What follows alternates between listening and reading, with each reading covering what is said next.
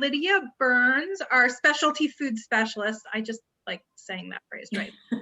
So, and today she is going to be discussing with us two amazing, amazing types of food, cheese and honey.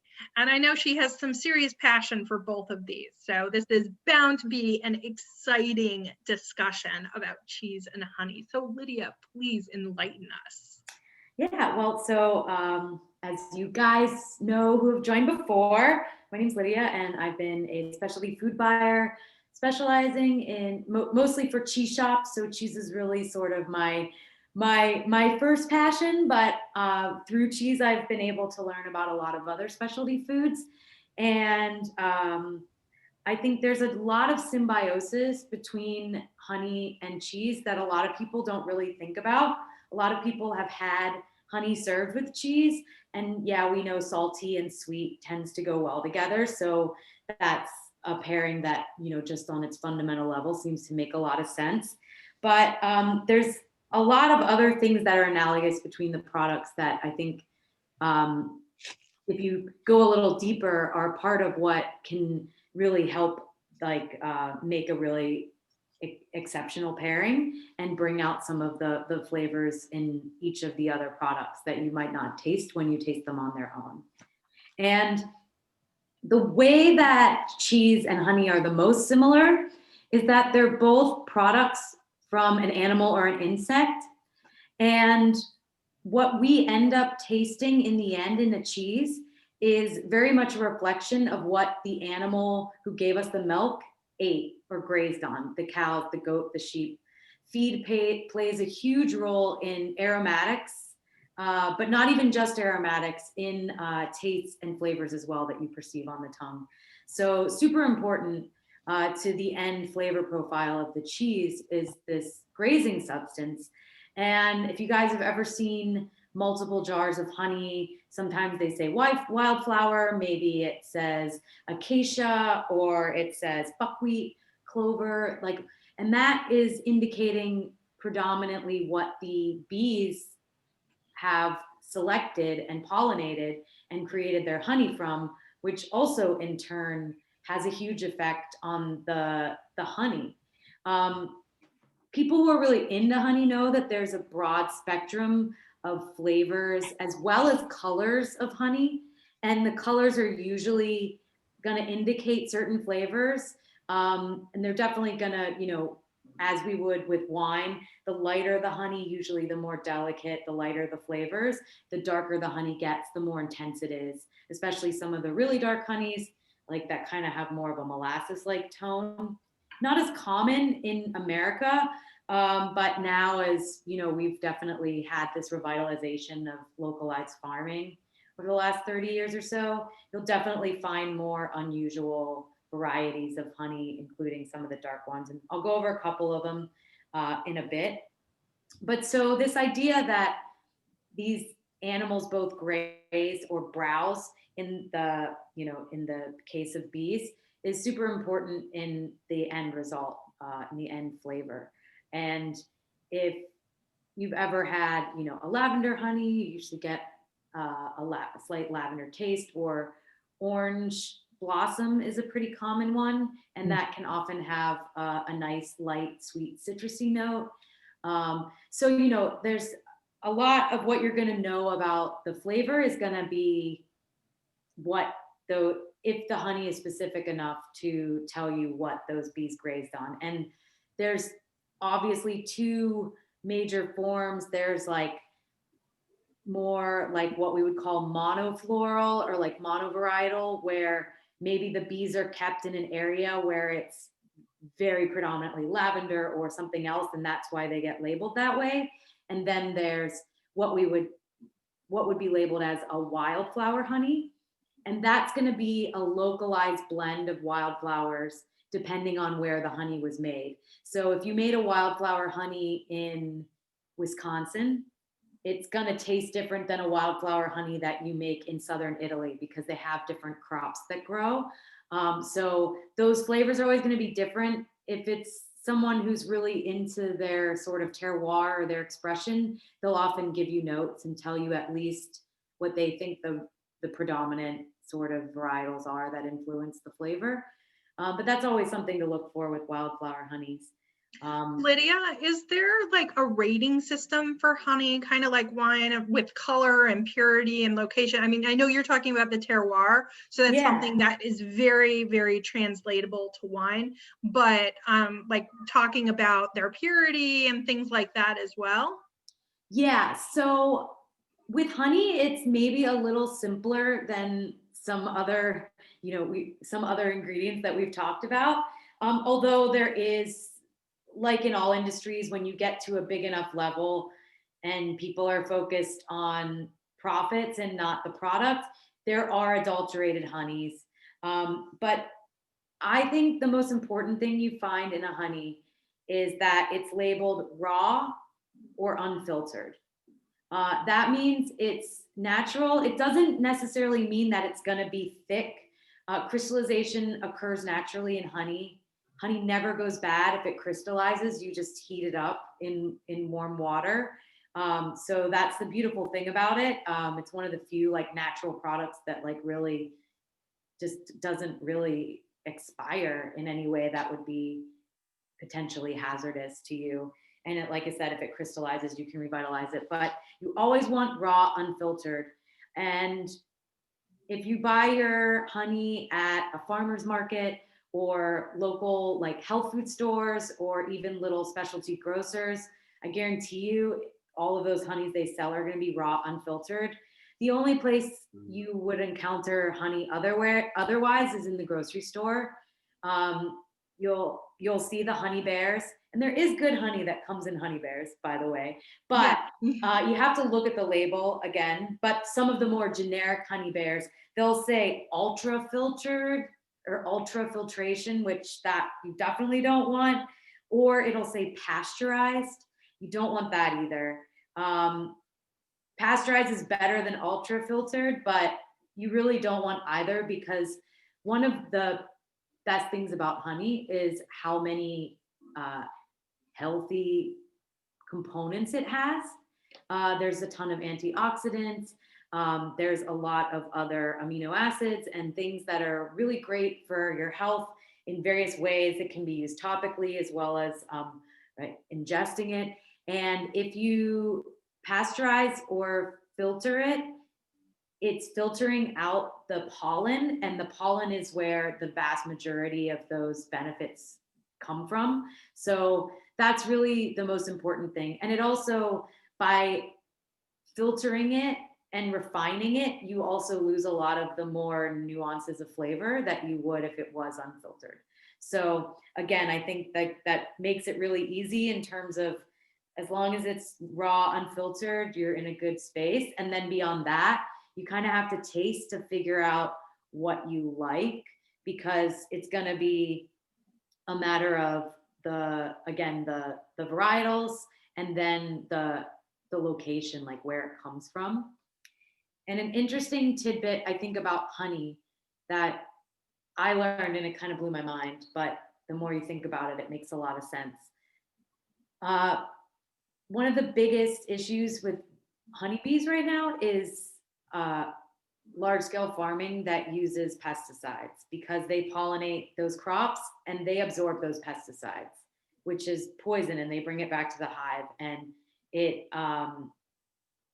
affects the quality of the honey that they make as well. So interestingly enough, they've tested honey from urban farms from New York City, one of the most densely populated cities in the world, and then from areas where there's a lot of more industrialized farming, and the urban honey was significantly healthier and better, because if you think about it, most people these bees were raised right outside of Central Park, so they probably pollinated in Central Park and then on people's own private flowers, and most people don't use chemicals or pesticides on their own plants in sort of urban environments when you're talking little planters. So urban honey is actually, it's really good for the ecosphere in general, but it's also really good honey.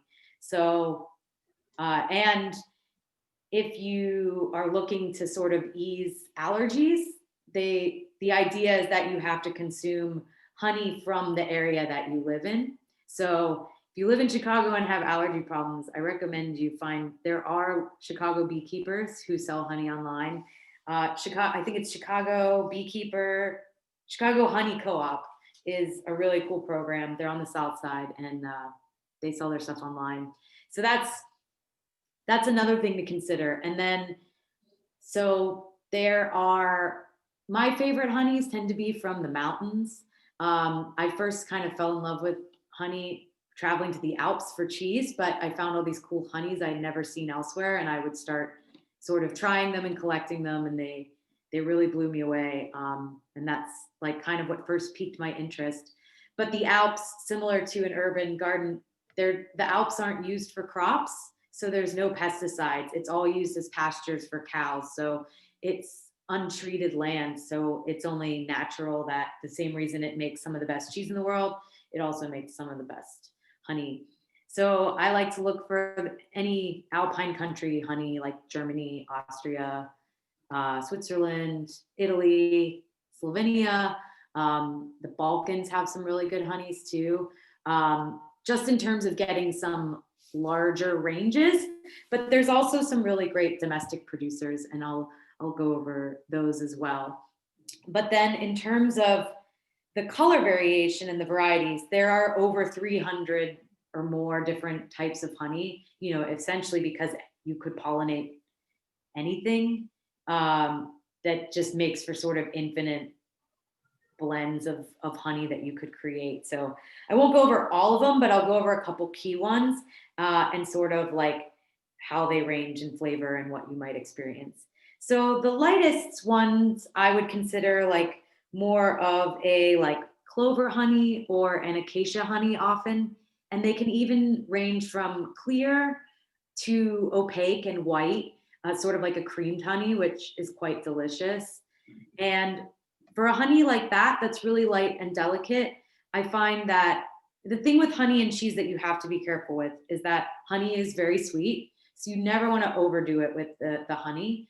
I usually, if I'm serving it, I'll usually do, I don't know if you guys can tilt this down. I can usually serve it in some sort of little jar so people can kind of drizzle their own piece, because I don't want to presume to do it for them. But the idea is you just want to get a little bit, and it'll really help sort of offset, maybe in the case of a blue, some of the funkier flavors, or in the case of like a brie or a small, like a soft stinky cheese. It's a great way to sort of open up maybe a more challenging cheese to the room by adding a sweet element that sort of takes away some of the funkiness.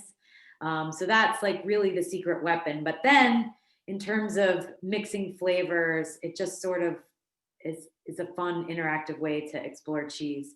And with the lighter honey varieties, like the ones I just talked about, I tend to like to go sort of the fresh cheese route, like a nice ricotta, or in this case, I have a goat cheese here. And I think honey, again, some people are very skeptical about goat cheese. It is quite acidic. It has a tang to it, especially the fresh ones. So a great way to offset that is with a little bit of sweetness. So the super floral, delicate notes of some of those lighter colored honeys can really like just give it a nice, just a little like hint of sweetness that takes away some of that. I love super lactic sour things. Like I like really funky, like tart yogurt. So I'm a cheese expert, so that makes sense. But a lot of people are sensitive. So that's a good way to sort of include that on a cheese board and encourage people to try it, even if their initial reaction is like, I don't like goat cheese. And then we sort of have what I would call like this color, which is sort of a medium honey. It's going to be a little bit darker golden in hue, but not too much, but still sort of yellow. And this one is a fruit honey. It's actually from Mick Klug Farms. So I got this at the farmer's market. He's a fruit purveyor that grows mostly berries. And so berries are great. They have lots of blossoms that that bees like to pollinate. I think blueberry honey is a very common varietal to see. And I think a lot of people assume that it's blueberry flavored honey, and it might be in some cases, so check for the word flavored, but most often it's honey that's made from bees that pollinated on blueberry plants because they have a lot of blooms. So it's a really good fertile ground for, if people are growing blueberries, they'll often keep bees alongside them, like in the case of McLuke's. So this is a really cool local honey, and it's got a ton of fruity notes. Again, sort of what you are, what you eat, and some brightness, but it's still pretty light in texture. Another one that I think would kind of fall in this category generally, usually most wildflower honeys tend to be around this color. Again, the wildflower, it really drastically depends on what they've been pollinated on and where it's made. So sometimes they are a little deeper in color, but a lot of the American wildflower honeys tend to be around this color. And these sort of like fruity and like slightly sweet, sometimes they have even a little bit of a tropical note. These are honeys that I really like with aged cheeses, in particular aged cheeses that have like a lot of depth and grit to them. So I have it, my favorite cheese with this style of honey is like a Parmigiano Reggiano, a true Italian Parmigiano Reggiano. It just adds a little bit, that the salty, savory, umami element of the Parmigiano with the sweetness and the fruitiness of the honey is just like a really nice combination. And then this is Prairie Breeze, which is an aged cheddar from Iowa, from Milton Creamery. And this also has a really like kind of intense, fruity, like almost like a tropical pineapple sort of note. And so I find that this cheese is really easy to take into a sort of sweet arena because it also has the bit of, you know, the salt and the savoriness, the brightness of an aged cheddar that you would expect as well. And then there's a lot of like, then I would say the next classification of honey might not come necessarily always within the same color, but there's a lot of honeys that tend to be more herbaceous in flavor. Like Manuka honey is one from New Zealand. It has a ton of health properties, and it's also really good. It has a lot of like beneficial properties for your skin. It's very hot right now too. It's like the I feel like I buzzword see it in honey. everything. And I'm seeing it. Everyone's talking about it all the time. So it's in a lot of beauty products. It's also really good honey. I didn't see a lot of it here before, but I feel like since it is, I have seen it popping up more. Maybe we'll find more of it. Maybe somewhere that specializes. I bet. Where are we talking about in Evanston? That has a lot of European stuff. They might have it. It's made its way to Costco. Oh, really? Yeah. Well, then I guess that's another one you could find. It has a bit of a more herby flow, like herbaceous flavor profile. Another one that I would put in that category is eucalyptus honey. Also, kind of tastes what you would it almost has a little bit of a minty. Manuka is Manuka.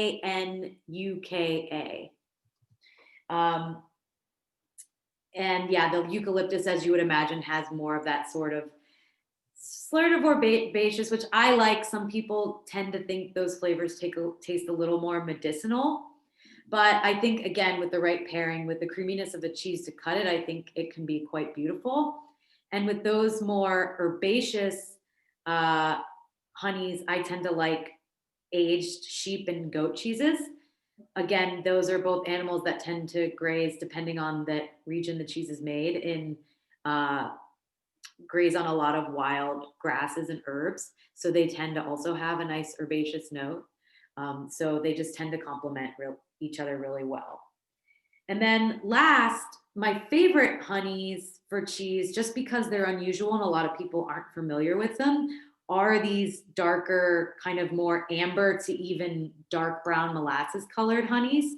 And chestnut honey falls under this category. Buckwheat honey, which is gaining in popularity and you can get in the States. There's also a product called Honeydew or forest honey. That's also this color. It's a slightly different product, but I'd still put it in this category based on how it's how you taste it, what it tastes like. And then there's the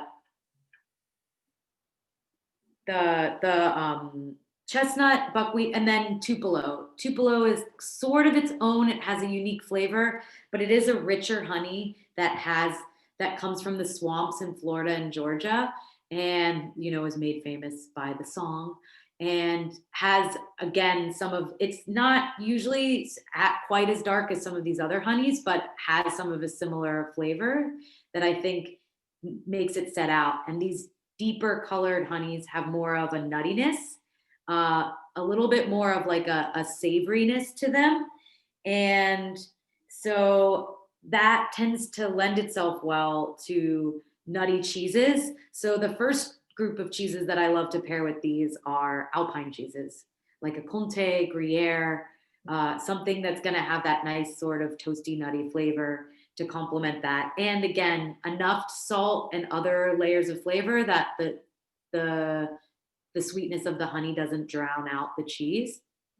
And then my all-time favorite with these, and probably my favorite cheese to pair with honey in general, is blue cheese. Obviously there's a range of blue cheeses, and so you kind of have to taste the cheese you're working with to decide what honey you might want to put with it. But I find these darker, more concentrated honeys tend to cut the piquancy of the blue cheeses a little bit. So again, if people are hesitant about blue cheese, I don't like it, it's too funky, or it has too much of that sharp blue mold flavor, then the honey is a really great way to counterbalance it. The same way you might eat blue cheese with like a fig or a piece of sweet fruit. And I think those more intense flavored, darker honeys go really well with a strong blue cheese. So, and then I think there's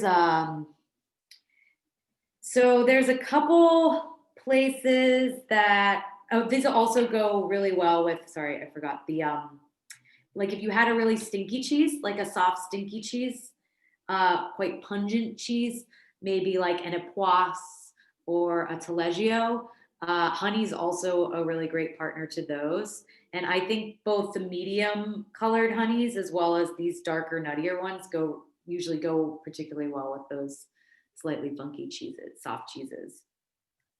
But I mentioned that the Honeydew is technically a separate product. And the reason that is that, or in Europe, it's called forest honey. And originally they thought it was honey that was made, that the bees made from the sap that came off of trees. But then they actually figured out that it's not the sap, this honeydew, it's actually the little aphids. They consume the sap of the trees, and then their secretions are still mostly the sap, and that's what remains and the bees pollinate. So it's actually processed by two separate insects, but it has a ton of health properties. It's not common. It has to sort of occur naturally in order to it be available to turn into then this forest honey or honeydew. So it's definitely way more common in Europe, but there is a producer here in the States called Ames Farm, and they're in Minnesota, AMES. And I definitely recommend you check out their website. They have a super cool program. Yeah. And it's not available every year because again, it just has to happen, but they do make honeydew, and they also make a ton of single varietals that are super cool. And they do little 2-ounce jars. So you could even do like a little mixture of different colors. And they have like they have the buckwheat that we were talking about. They have some darker honeys as well as lighter ones. And they have a cool website where if you get a jar, it'll tell you the hive number it comes from. And they have a map on their website of the hives, and you can look at it like geographically where it is on the map. And it's kind of fun if you really want to nerd out on honey. So for domestic, they're definitely one of my favorite producers. And then, especially if you want to Now, is it Honeydew D-O or D-E-W? It's D-E-W. Okay. But it's also called forest honey. Okay. Like any European label will call it forest honey. But I think in the New World, we call it honeydew. Okay. Like in Australia, New Zealand, or Australia, New Zealand, and here. Mm-hmm. Yeah, but Ames is great. Check them out. Thanks, Roy. Another one I'd say that is really good if you want to explore honey. There's a couple who their company is based in the United States, but she's German and he's Brazilian, and they're life partners and work partners. So they both grew up in places that have, in my opinion, some of the best honey in the world. So they're very passionate about honey, and the one guy's family is actually in the honey business. So they source super high quality honey from all over the world. And then you can buy it individually, and the jars are not too big, which I really appreciate because you don't use a lot of honey.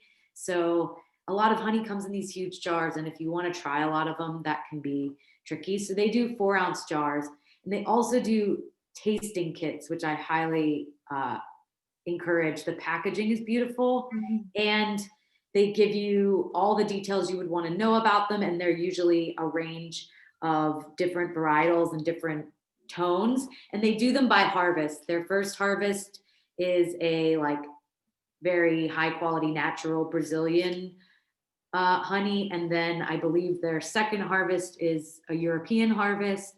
So there's lots of details on their website, but the packaging is really lovely, and I think for the quality it's really reasonably priced. And if you know honey lovers in your life, the tasting kits make really nice gifts because they're pretty beautiful. So, and that's BEE, like bee, seasonal, SEASONAL. And they have a direct-to-consumer website you can order from as well. So,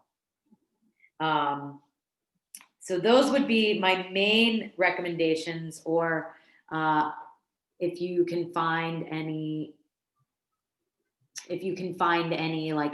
at some more European focused grocers, I definitely tend to recommend German honey. Even the German honey you would buy in a grocery store in Germany is really good honey. They have pretty strict standards that regulate what you can and cannot do to creamed honey. Ames, I believe, sells a cream honey on their website. It's in a larger jar, but it's great if you like to put your honey on toast. It has that nice creamy sort of even consistency. And I know they make a great one, but otherwise, the creaming, it has more to do with, I don't know if it's actually creamed. That's the term for it, because it's the consistency of it. But what it is it's a crystallized honey, but it's sort of churned in a way that it makes more of a creamy texture. Yeah, I mean, because it's not processed per se. It's just the way the honey is made and harvested is sort of a different texture. It's not clear.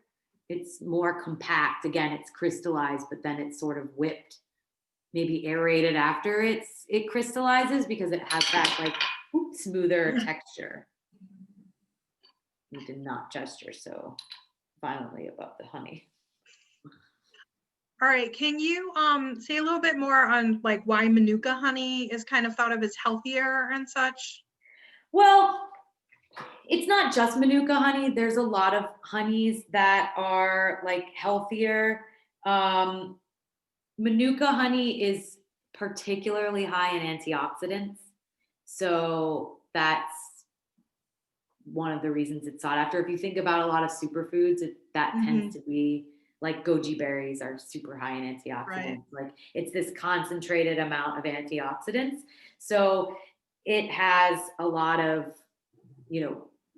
health benefits for ingesting it, but also again, like from a beauty perspective, like honey is used topically in a lot of things to help not just your skin, but to help like heal wounds and scars and things. Again, probably it has to do with the antioxidants and some of the beneficial vitamins and amino acids that you find in the honey itself. And I know he asked this before. What might you pair with Limburger? Oh, pair with Limburger. Yeah, so Limburger would definitely fall under what I would call a stinky cheese.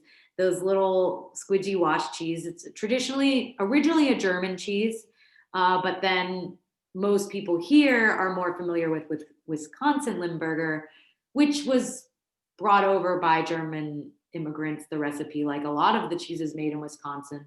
So it's not surprising that the style became popular there, but now I'd say at least here in the States, obviously Wisconsin Limburger is more the standard than having a German imported Limburger.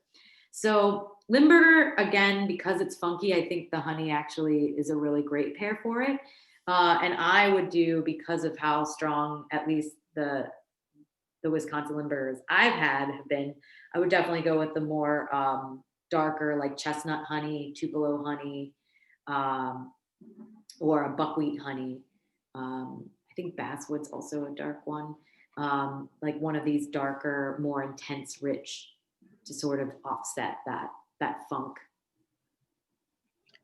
All right. Any other questions, folks?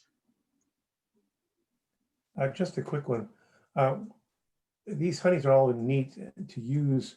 How do they hold up in baking, or does it not matter after a while?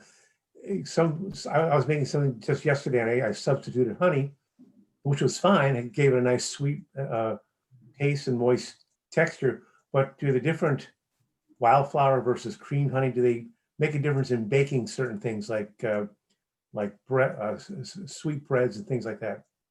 I mean, I think, when you're dealing with baking, you're probably not using a huge amount of honey. But again, I think, like if you made a bread with a darker style of honey versus a lighter one, I think you would taste the difference the same way you would in the honey itself. But again, it's going to kind of boil down to kind of getting familiar with the flavors of those and choosing what you think would be better. I think the dark one would kind of be good in a bread because it's got that, again, that nuttiness. But I tend to be more of a savory person than a sweet person. So I do sort of prefer the slightly more savory of the honeys. But yeah, I mean, I think with baking, it kind of depends. Like if I was making a blondie and I wanted to sub honey, then I'd probably do like a wildflower or like a more like fruit honey or like a floral honey that's lighter in color. But then if I was doing maybe like a honey wheat bread and wanted something a little more like savory, nutty, I would definitely do like a darker honey. That makes sense. Oh, I see smoked cheese. Yeah, that's another thing I was going to mention. There's actually, now it's quite popular.